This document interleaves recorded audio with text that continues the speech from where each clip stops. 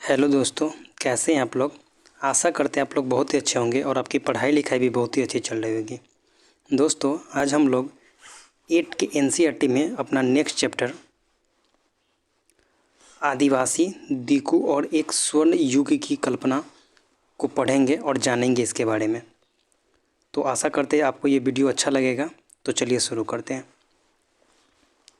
1895 में बिरसा नाम के एक आदमी को झारखंड में छोटा नागपुर के जंगलों और गांवों में घूमते देखा गया।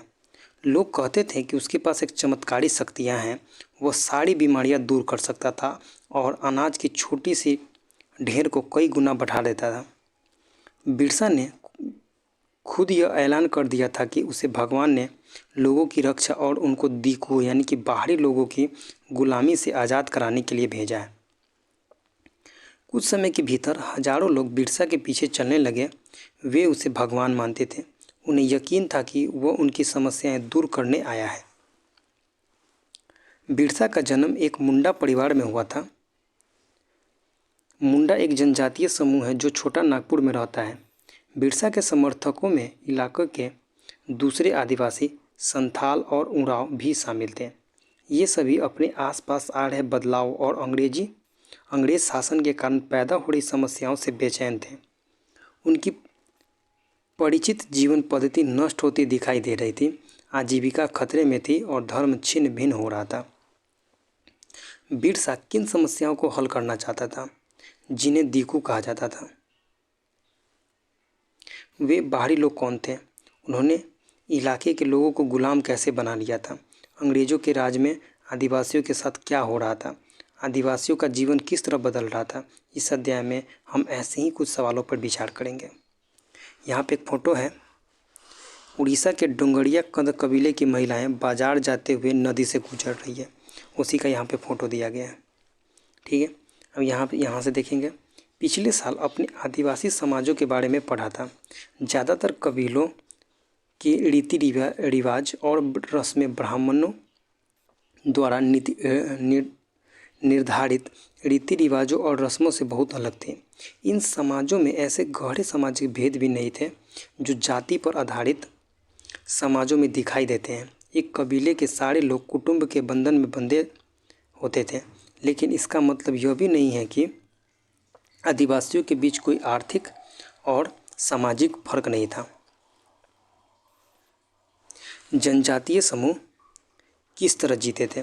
19वीं सदी तक देश के विभिन्न भागों में आदिवासी तरह तरह की गतिविधियों में सक्रिय थे। कुछ झूम खेती करते थे। उनमें से कुछ समुदाय झूम खेती करते थे। झूम खेती यानी कि घुमंतू खेती को कहा जाता है। इस तरह की खेती अधिकांशतः जंगलों में छोटे छोटे भूखंडों पर की जाती थी। ये लोग ज़मीन तक धूप लाने के लिए पेड़ों के ऊपरी हिस्से को काट देते थे और ज़मीन पर उगी घास फूस को जलाकर साफ कर देते थे। इसके बाद वे घास फूस के जलने पर पैदा हुई राख को खाली ज़मीन पर छिड़क देते थे। इस राख में पोटाश होती थी जिससे मिट्टी उपजाऊ हो जाती थी। वे कुल्हाड़ों से पेड़ों को काटते थे और कुदालों से ज़मीन की ऊपरी सतह को खुरच देते थे। वे खेतों को जोतने और बीज रोपने के बजाय उन्हें बस खेत में बिखेर देते थे। जब एक बार फसल तैयार हो जाती थी तो उसे काट कर वे दूसरी जगह के लिए चल पड़ते थे जहाँ से उन्होंने अपनी फसल काटी थी। वह जगह कई साल तक बढ़ती पड़ी रहती थी। घुमंतू किसान मुख्य रूप से पूर्वोत्तर और मध्य भारत के पर्वतीय व जंगली पट्टियों में ही रहते थे। इन आदिवासी समुदायों की जिंदगी जंगलों में बेरोक टोक आवाजाही और फसल उगाने के लिए ज़मीन और जंगलों के इस्तेमाल पर आधारित थी। वे केवल इसी तरीके से घुमंतू खेती कर सकते थे। अब है कुछ शिकारी और संग्राहक थे।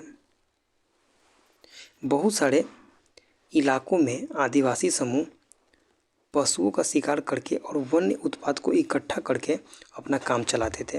वे जंगलों को अपनी ज़िंदगी के लिए बहुत ज़रूरी मानते थे। उड़ीसा के जंगलों में रहने वाला गोंड समुदाय इसी तरह का एक समुदाय था। इस समुदाय के लोग टोलियाँ बनाकर शिकार पर निकलते थे और जो हाथ लगता था उसे आपस में बांट लेते थे। वे जंगलों में से मिले फल और जड़ें खाते थे। खाना पकाने के लिए वे साल और महुआ के बीजों का तेल इस्तेमाल करते थे। इलाज के लिए वे बहुत सारी जंगली जड़ी बूटियों का इस्तेमाल करते थे और जंगलों से इकट्ठा हुई चीज़ों को स्थानीय बाज़ारों में बेच देते थे। जब भी स्थानीय बुनकरों और चमड़ा कारीगरों को कपड़े व चमड़े की रंगाई के लिए कुसुम कुसुम और पलाश के फूलों की ज़रूरत होती थी तो वे खूंट समुदाय के लोगों से ही करते थे। ठीक है, यहाँ पे पीछे कुछ फैक्ट दिया हुआ है, देख लेते हैं। यहाँ पे दिया हुआ है पड़ती, यानी कि कुछ समय के लिए बिना खेती छोड़ दी जाने वाली ज़मीन ताकि उसकी मिट्टी दोबारा उपजाऊ हो जाए। फिर है साल, यानी कि एक पेड़ का नाम है साल। फिर एक महुआ, एक फूल जिसे खाया जाता है या शराब बनाने के लिए इस्तेमाल किया जाता है, उसको क्या कहा जाता है? महुआ। महुआ का उपयोग किया जाता है उसके लिए। अब एक फिगर दिया गया, चित्र दिया गया, उसमें क्या है देखिए। डोंगरिया कंध कबीले की औरतें पंडानों की पत्तियां इकट्ठा करके ले जा रही है। इन पत्तियों से पतले बनाई जाएंगे। ठीक है, अब यहाँ से देखते हैं। इन समुदायों को चावल और अन्य अनाज कहाँ से मिलते थे? कई बार तो चीज़ों की अदला बदली से काम चल जाता था। वे अपने कीमती वन उत्पादों के बदले ज़रूरत की चीज़ें ले लेते थे। कई बार उन्हें ज़रूरी चीज़ें खरीदने के लिए अपनी मुट्ठी भर आमदनी का सहारा लेना पड़ता था। उनमें से कई लोग आसपास के गांव में नौकरी भी करते थे। कोई बोझा ढोता था तो कोई सड़क निर्माण कार्यों में नौकरी करता था। कई आदिवासी खेत मजदूर थे। जब वन उत्पाद कम पड़ जाते थे तो आदिवासियों को मजदूरी के लिए ज़्यादा भटकना पड़ता था।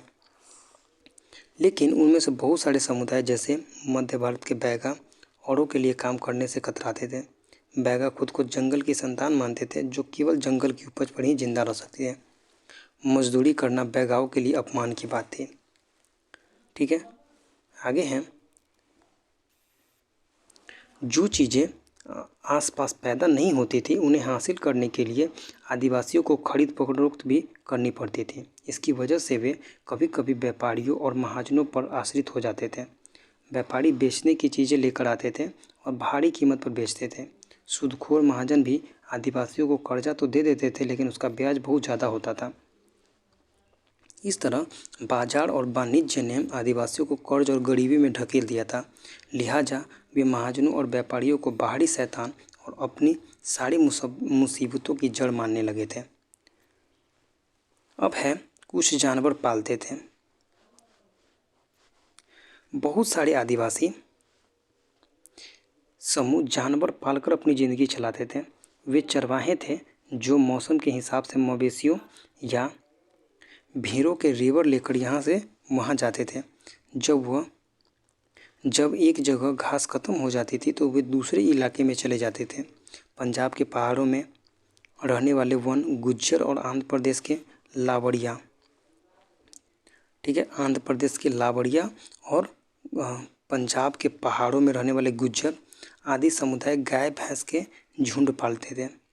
कुल्लू के गद्दी समुदाय के लोग गड़ेड़िया थे और कश्मीर के बकरवाल बकरियां पालते थे। अगले साल इतिहास की पाठ्यपुस्तक में आप उनके बारे में विस्तार से पढ़ेंगे। देखिए यहाँ पे एक फिगर दिया गया है भारत के कुछ आदिवासी समुदाय के इलाके। ठीक है, देखिए यहाँ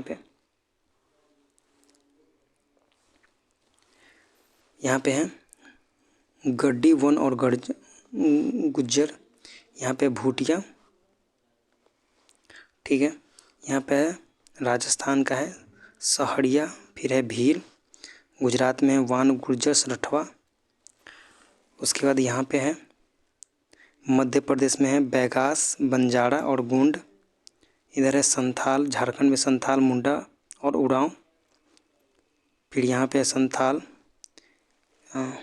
फिर है यहाँ पे पराजा बोंडा कंढा कोया सुआड़ा खोंड, फिर है यहाँ पे कोया बंजारा गोंड, इधर आ जाइए माला और इरुलर, फिर है बंजारा, अरुणाचल प्रदेश में अपाटनी निसी, फिर नागालैंड में नागा, मेघालय में है खासी, फिर इधर हजंग, फिर है रियांग। ठीक है, अब आगे देखिए यहाँ पे है एक जड़वाज अंडमान एंड निकोबार द्वीप समूह में। अब आगे हैं,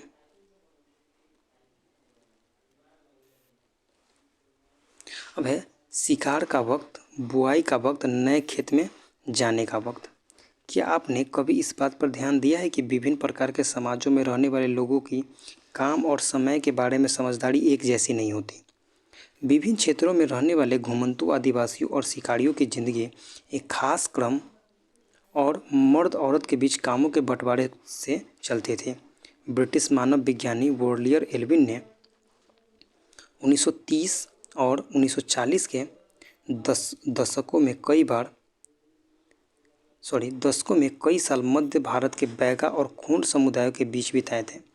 एल्विन द्वारा लिखित निम्नलिखित अंशों को पढ़कर इस समय क्रम और कामों के बंटवारे को समझा जा सकता है।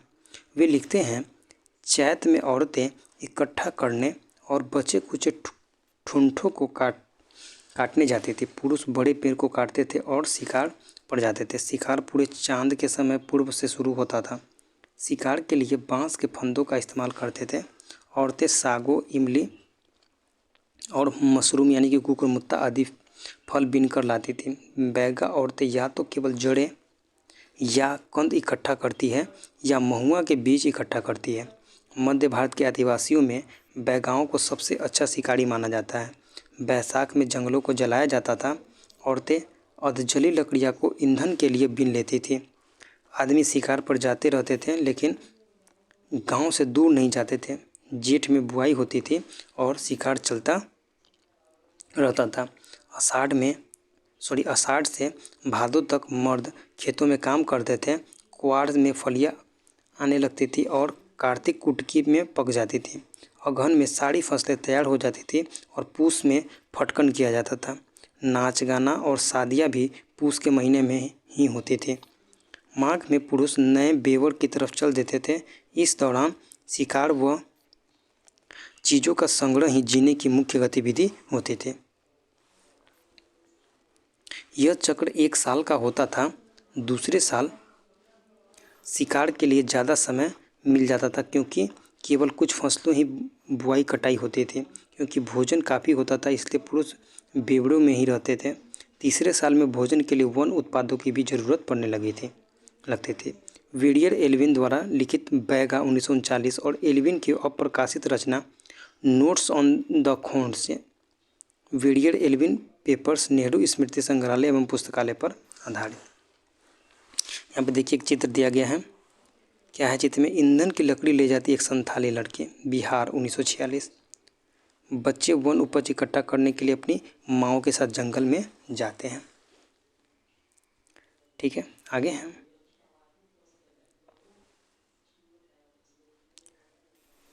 आगे है कुछ लोग एक जगह खेती करते थे। 19वीं सदी से पहले ही बहुत सारे जनजातीय कबीले एक जगह टिक कर खेती करने लगे थे।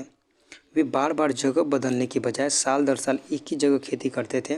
वे हलों का इस्तेमाल करने लगे थे और धीरे धीरे उन्हें ज़मीन पर अधिकार भी मिलते जा रहे थे। बहुत सारे समुदायों में छोटा नागपुर के मुंडाओं की तरह ज़मीन पूरे कबीलों की संपत्ति होती थी। कुछ के सभी सदस्यों को उन मूल निवासियों का वंशज माना जाता था जिन्होंने सबसे पहले आकर ज़मीन को साफ किया था। लिहाजा ज़मीन पर सभी का बराबर हक होता था। फिर भी अक्सर ऐसा होता था कि कुल के कुछ लोग और औरों से ज़्यादा ताकत जुटा लेते थे। कुछ मुखिया बन जाते थे और बाकी उनके अनुयायी होते थे जो ताकतवर खुद होते थे। जो खुद खेती करने के बजाय अक्सर अपनी ज़मीन बटाई पर दे देते थे। ब्रिटिश अफसरों को गूंड और संथाल जैसे एक जगह ठहर कर रहने वाले आदिवासी समूह शिकारी संग्रहक या घुमंतू खेती करने वालों के मुकाबले ज़्यादा सभ्य दिखाई देते थे। जंगलों में रहने वालों को जंगली और बर्बर माना जाता था। अंग्रेज़ों को लगता था कि उन्हें अस्थायी रूप से एक जगह बसाना और सभ्य बनाना जरूरी है। देखिए बेवर का अर्थ क्या होता है? मध्य प्रदेश में घुमंतू खेती के लिए इस्तेमाल किया जाने वाला शब्द को क्या बोला जाता है? बेवर। ठीक है, आगे हैं औपनिवेशिक शासन में आदिवासियों के जीवन पर क्या असर पड़े। ठीक है, ब्रिटिश यहाँ पे देखिए, पहले यहाँ पे फोटो देख लेते हैं। फोटो में क्या है कि पूर्वोत्तर के निसी आदिवासियों के एक गांव में लट्ठे से बना घर। जब ये घर बन जाते थे तो पूरा गांव मदद करता है। ठीक है। अब यहाँ पे देखिए, ब्रिटिश काल के दौरान आदिवासी समूह का जीवन बदल गया और देखिए ये बदलाव क्या थे। अब है आदिवासी मुखियाओं का क्या हाल हुआ। अंग्रेज के आने से पहले बहुत सारे इलाकों में आदिवासियों के मुखियाओं का महत्वपूर्ण स्थान होता था। उनके पास औरों से ज़्यादा आर्थिक ताकत होती थी और वे अपने इलाकों पर नियंत्रण रखते थे। कई जगह उनकी अपनी पुलिस होती थी और वे जमीन एवं वन प्रबंधन के स्थानीय नियम खुद बनाते थे। ब्रिटिश शासन के तहत आदिवासी मुखियाओं के कामकाज और अधिकार काफ़ी बदल गए थे। उन्हें कई गांवों पर ज़मीन का मालिकाना तो मिल रहा था, लेकिन उनकी शासकीय शक्तियाँ छीन गई और उन्हें ब्रिटिश अधिकारियों द्वारा बनाए गए नियमों को मानने के लिए बाध्य कर दिया। उन्हें अंग्रेज़ों को नजराना देना पड़ता था और अंग्रेज़ों के प्रतिनिधि की हैसियत से अपने समूह को अनुशासन में रखना होता था। पहले उनके पास जो ताकत थी वो अब नहीं रही। वे परंपरागत कामों को लेकर लाचार हो गए। आगे है घुमंतू काश्तकारों का क्या हुआ। ऐसे समूहों से अंग्रेज़ों की काफ़ी परेशानी थी, जो यहाँ वहाँ भटकते रहते थे और एक जगह ठहर कर नहीं रहते थे। वे चाहते थे कि आदिवासियों के समूह एक जगह अस्थायी रूप से रहे और खेती करे। अस्थायी रूप से एक जगह रहने वाले किसानों को नियंत्रित करना आसान था। अंग्रेज अपने शासन के लिए आमदनी का नियमित स्रोत चाहते थे। फलस्वरूप उन्होंने ज़मीन के बारे में कुछ नियम लागू कर दिए। उन्होंने ज़मीन को मापकर प्रत्येक व्यक्ति का हिस्सा तय कर दिया। उन्होंने यह भी तय कर दिया कि किससे कितना लगान देना होगा। कुछ किसानों को भूस्वामी और दूसरे को पट्टेदार घोषित किया गया, जैसा कि आप देख चुके हैं अध्याय 2 में। पट्टेदार और भूस्वामी का भाड़ा चुकाते थे और भूस्वामी सरकार को लगान देते थे। अब है झूम काश्तकारों को अस्थायी रूप से बसाने की अंग्रेज़ों की कोशिश बहुत कामयाब नहीं रही।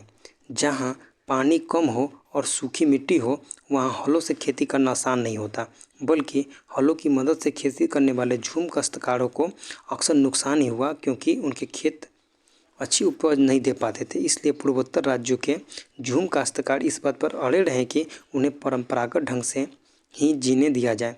व्यापक विरोध के फलस्वरूप अंग्रेज़ों को आखिरकार उसकी बात माननी पड़ी और ऐसे कबीलों को जंगल के कुछ हिस्सों में घुमंतू खेती की छूट दे दी गई। अब है वन कानून और उनके प्रभाव। जैसा कि आपने देखा है, आदिवासी समूहों का जीवन जंगलों से जुड़ा हुआ था, अतः वन कानूनों में आए बदलावों से आदिवासियों के जीवन पर भी भारी असर पड़ा। ठीक है, यहाँ पे फोटो दिया गया है, क्या है देखते हैं।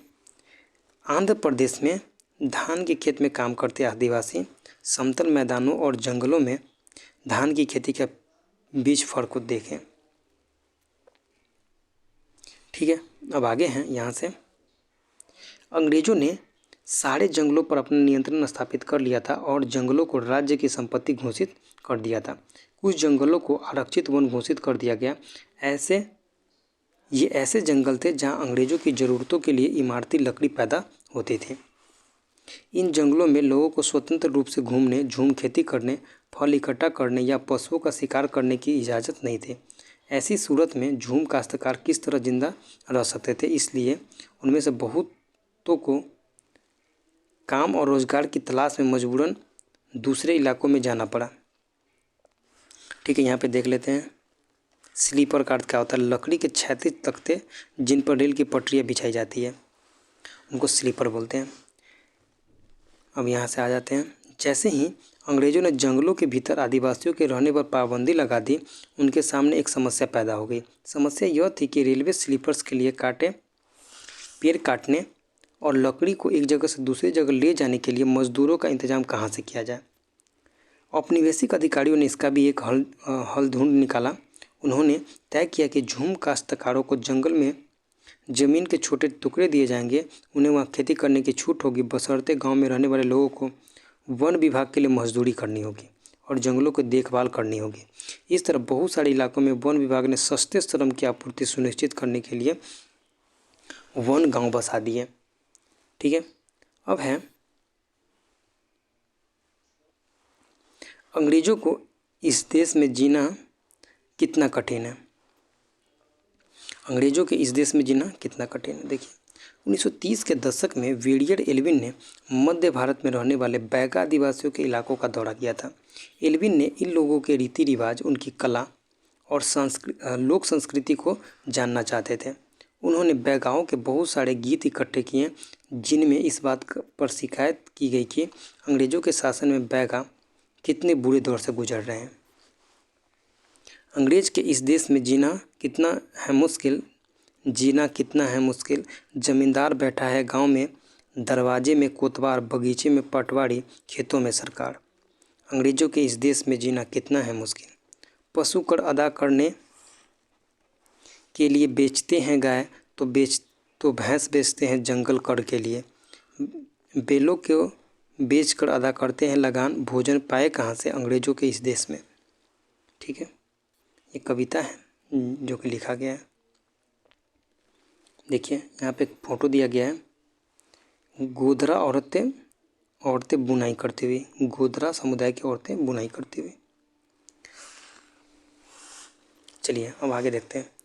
यहाँ पे है, बहुत सारे आदिवासी समूहों ने औपनिवेशिक वन कानूनों का विरोध किया।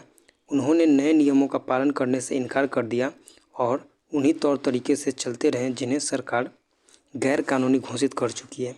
कई बार उन्होंने खुलेआम बगावत भी कर दी। 1906 में सुंगराम संगमा द्वारा असम में और 1930 के दशक में मध्य प्रांत में हुआ वन सत्याग्रह इसी तरह के विद्रोह थे। अब है व्यापार की समस्या। ठीक है,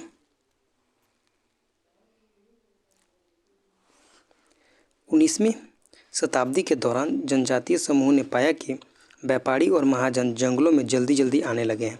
वे वन उपज खरीदने, नगद कर्जा देने और आदिवासियों को मजदूरी पर रखने के लिए आ रहे थे। इन सारे बदलाव के से क्या असर पड़ने वाले हैं, यह समझने में आदिवासियों को कुछ समय लगा। यह समझने के लिए आइए रेशम उत्पादकों की स्थिति को देखें। 18वीं सदी में भारतीय रेशम की यूरोपीय बाज़ारों में भारी मांग थी। भारतीय रेशम की अच्छी गुणवत्ता सबको आकर्षित करती थी और भारत का निर्यात तेज़ी से बढ़ रहा था। जैसे जैसे बाजार फैला, ईस्ट इंडिया कंपनी के अफसर इस मांग को पूरा करने के लिए रेशम उत्पादन पर जोर देने लगे। वर्तमान झारखंड में स्थित हजारीबाग के आसपास रहने वाले संथाल रेशम के कीड़े पालते थे। रेशम के व्यापारी अपने एजेंटों को भेजकर आदिवासियों को कर्ज देते थे और उनके कृमि कोषों को इकट्ठा कर लेते थे। 1000 कृमि कोषों के लिए 3-4 रुपये मिलते थे। इसके बाद इन कृमि कोषों को बर्दवान या गया या भेज दिया जाता था, जहां उन्हें 5 गुना कीमत पर भेजा जाता था। निर्यातकों और रेशम उत्पादकों के बीच कड़ी का काम करने वाले बिचौलियों को जमकर मुनाफा होता था। रेशम उत्पादकों को बहुत मामूली फ़ायदा मिलता था। स्वाभाविक है कि बहुत सारे आदिवासी समुदाय बाजार और व्यापारियों को अपना सबसे बड़ा दुश्मन मानने लगे थे। यहाँ पे एक फ़ोटो दिया गया है।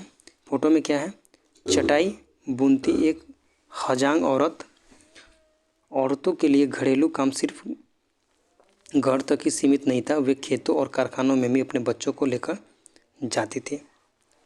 ठीक है, अब आगे देखते हैं। यहाँ पे भी एक फ़ोटो है। फ़ोटो में है बिहार के कोयला खनिक। फ़ोटो कब का है, 1948 का। ठीक है, 1920 के दशक में बिहार के झरिया और रानीगंज कोयला खदानों में काम करने वाले लगभग 50% खनिक आदिवासी थे। अंधेरी और दम घोटू खदानों की गहराई में काम करना न केवल शरीर को तोड़ना था बल्कि यह खतरनाक था। वो अक्सर सचमुच जान लेता था। 1920 के दशक में देश के कोयला खदानों में हर साल 2000 से ज़्यादा मजदूर मर जाते थे।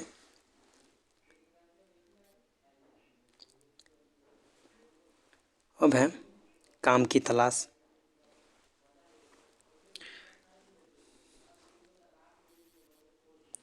काम की तलाश में घर से दूर जाने वाले आदिवासियों की दशा तो और भी खराब थी।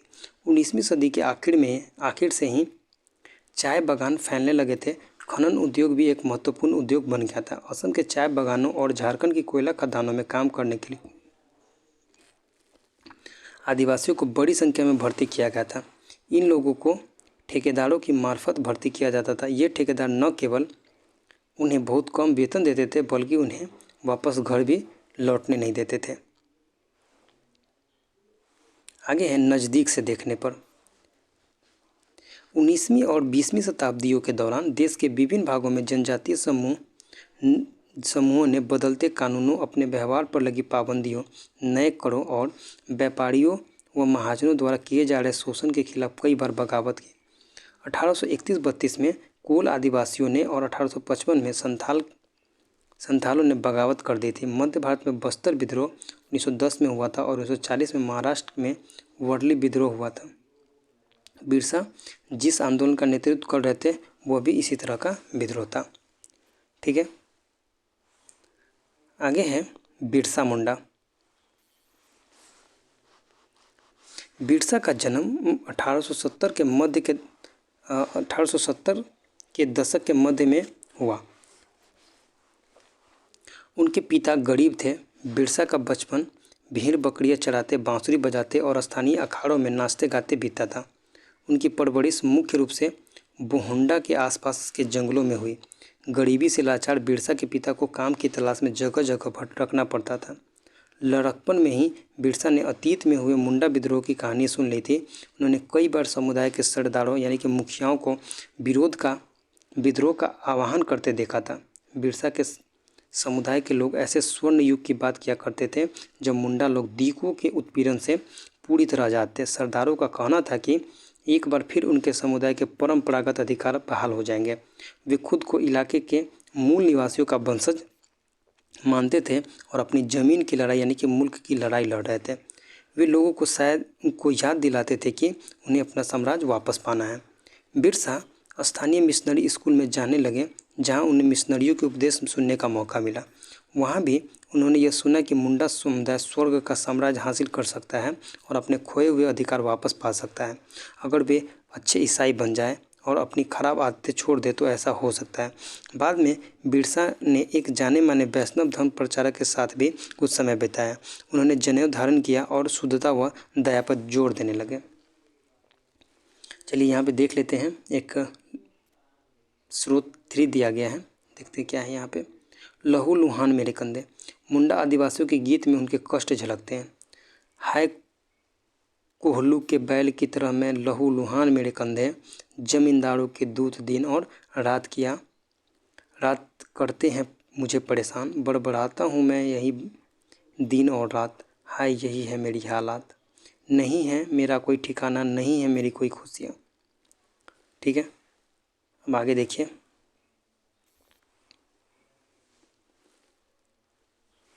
अब है अपनी किशोरावस्था में बिरसा जिन विचारकों के संपर्क में आए उनसे वह काफ़ी गहरे तौर पर प्रभावित थे। बिरसा का आंदोलन आदिवासी समाज को सुधारने का आंदोलन था। उन्होंने मुंडाओं से आह्वान किया कि वे शराब पीना छोड़ दें, गाँव को साफ रखें और डायन व जादू टोने में विश्वास न करें।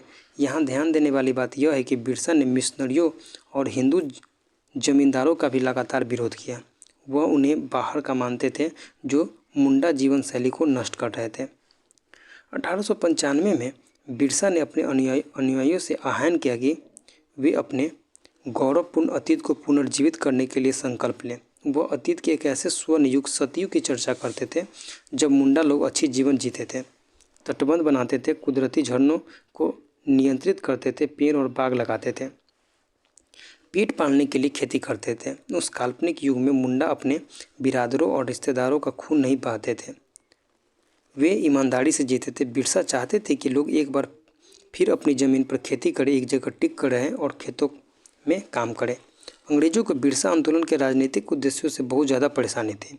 यह आंदोलन मिशनरियों, महाजनों, हिंदू भूस्वामी और सरकारों को बाहर निकालकर बिरसा के नेतृत्व में मुंडा राज स्थापित करना चाहता था। यहाँ पर फैक्ट दिया गया है, वैष्णव का अर्थ होता है विष्णु की पूजा करने वाले वैष्णव कहलाते हैं। ठीक है, आगे है, यह आंदोलन इन्हीं ताकतों को मुंडाओं की सारी समस्याओं व कष्टों का स्रोत मानता था। अंग्रेजों की भू नीतियाँ उनकी परंपरागत भूमि व्यवस्था को नष्ट कर रही थी। हिंदू भूस्वामी और महाजन उनकी ज़मीन छीनते जा रहे थे और मिशनरी उनकी परंपरागत संस्कृति की आलोचना करते थे।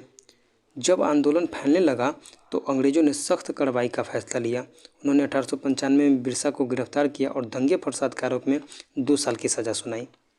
1897 में जेल से लौटने के बाद बिरसा समर्थन जुटाते हुए गांव-गांव घूमने लगे।